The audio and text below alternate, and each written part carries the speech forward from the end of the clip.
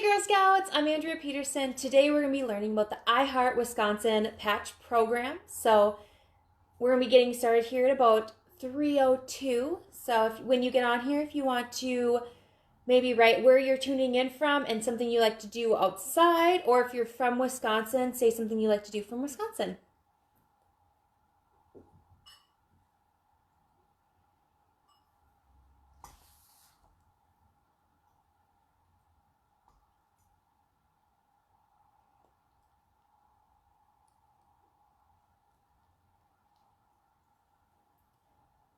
So now I see we have a few more people tuning in now. So again, I'm Andrea Peterson. And if you want to write, where you're tuning in from and something you like to do outside, or if you're from Wisconsin, since we're learning about Wisconsin today, you can write about some fun things you like to do in Wisconsin.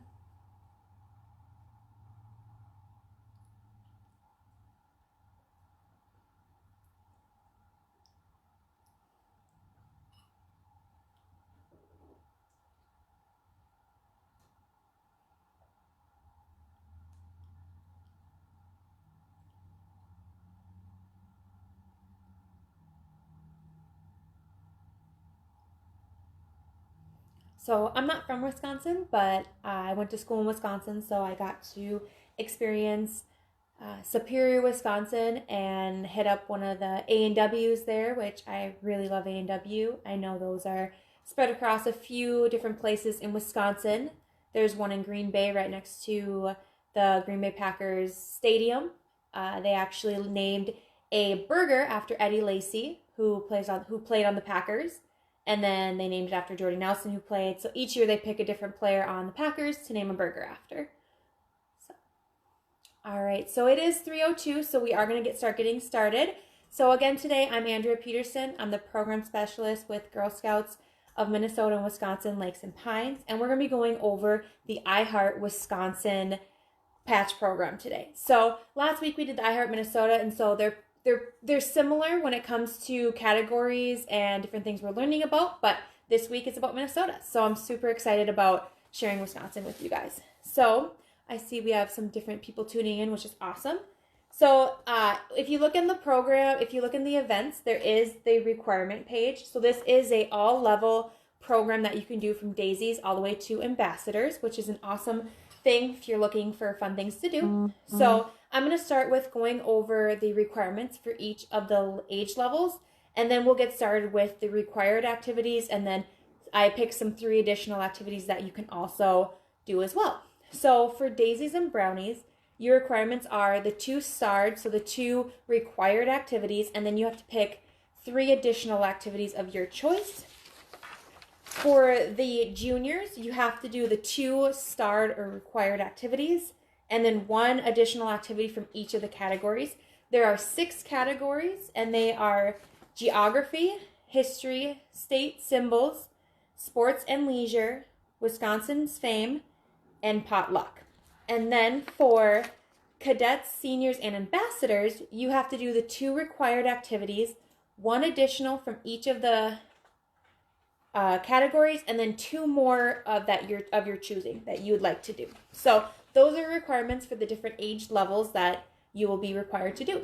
So I'm going to go over the 2 required activities for every age group. First, okay, I'm back. Sorry, my internet started to go a little weird, so if that happens again, I'm sorry about that. So the first one I'm going to do is the starred activities again.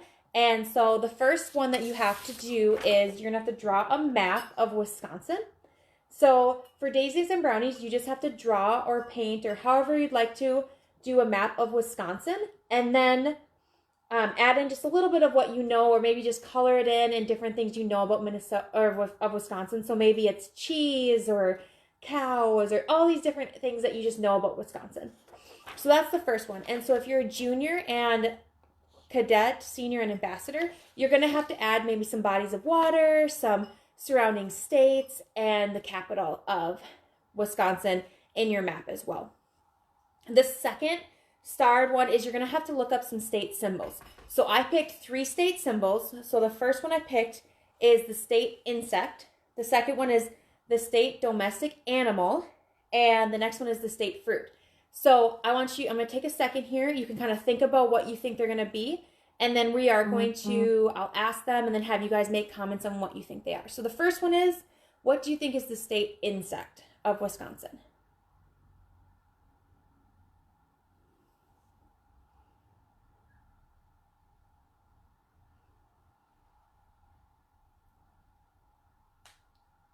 Let's see if anyone comments in on the state insect of Wisconsin.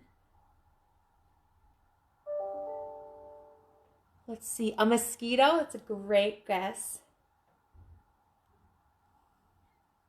So the state insect of Wisconsin is actually the honeybee, and it became the state insect in 1977.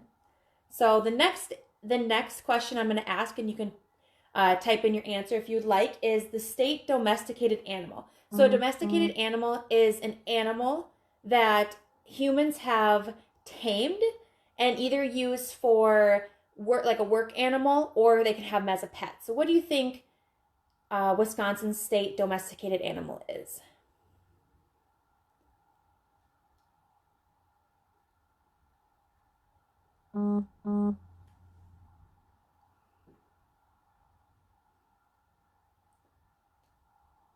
Give you one more second here to kind of figure out what you think it is.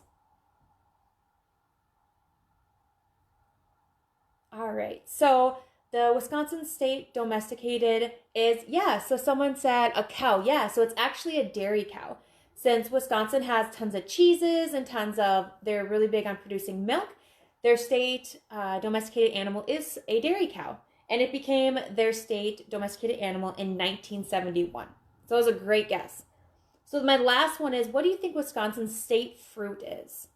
So there's tons of fruit out there. What do you think it is?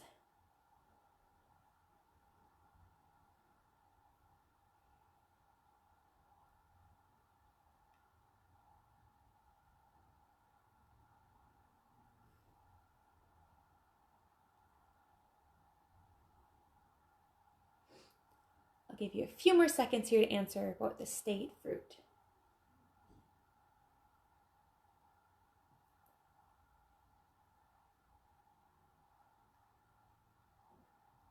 So the state fruit of Wisconsin is actually the cranberry, and it became the state fruit in 2003. So I know for myself, they have cranberry wild rice bread that's really good. They have cranberry brats with like wild rice in it too, that I've had in Wisconsin that are super good. We had someone guess apples. All right, so the next part I picked are 3 just additional activities that you can think about doing when going through the requirements.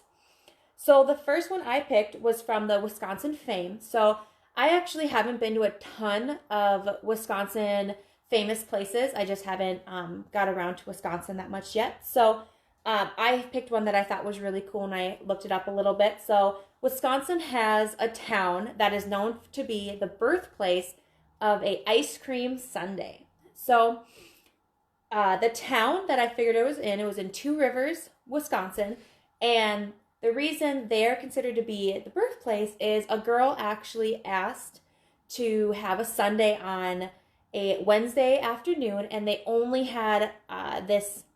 It wasn't even called a sundae at this point. Only served it on Sundays, and so they said, "Well, it's only served on Sundays."